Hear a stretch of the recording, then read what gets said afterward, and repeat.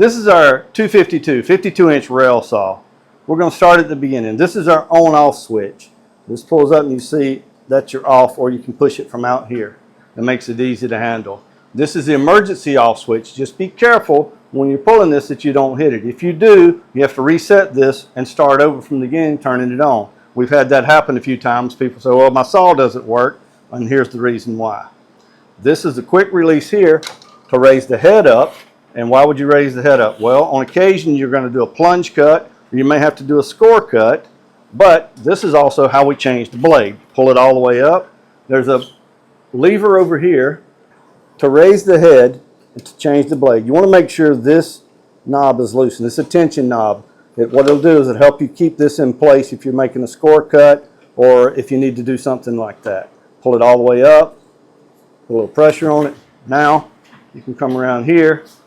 See this button? You press it. That releases the guard cover. Now you can change the blade.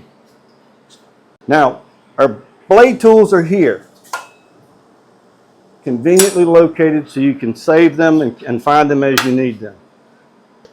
To loosen these,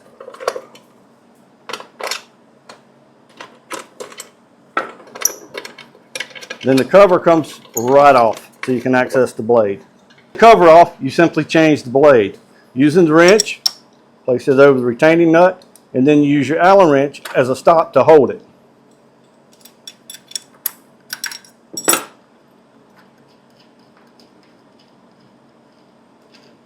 I want to mention this is a reverse thread, and also the label of the blade goes in toward the saw. It's different than the 244, so just make sure you remember that. After you change the blade, you simply reverse the operation, putting the cover back on, tightening these. The cover, you have a release switch here. Line the cover up with the studs, release the switch, pull it up, now it's locked in place.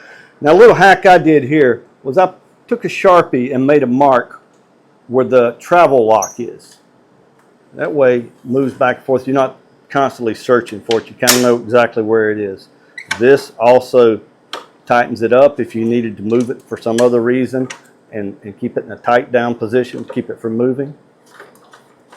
But this is your travel lock. With the 252, you get a set, which is 2 of these extension tables.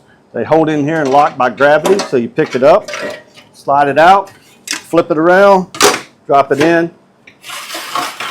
When you're using larger format material, it gives you a little extra space and support. When lifting heavy material, it's best to use a lifting device designed specifically for it. If you need to raise the head to make, say, a score cut or a plunge cut, release. This gives your head free frame of motion. You come in and you can do this, or you can lock it down and just do a score cut across if you need to. Material clamp locks into place here. It's a simple pivot. You can adjust it to whatever the material is, and what that does is help minimize movement and vibration, giving you a cleaner and better cut. On the 252, we have a miter adjustment here. Loosen this knob, both ends, and you can tilt to whatever degree you want.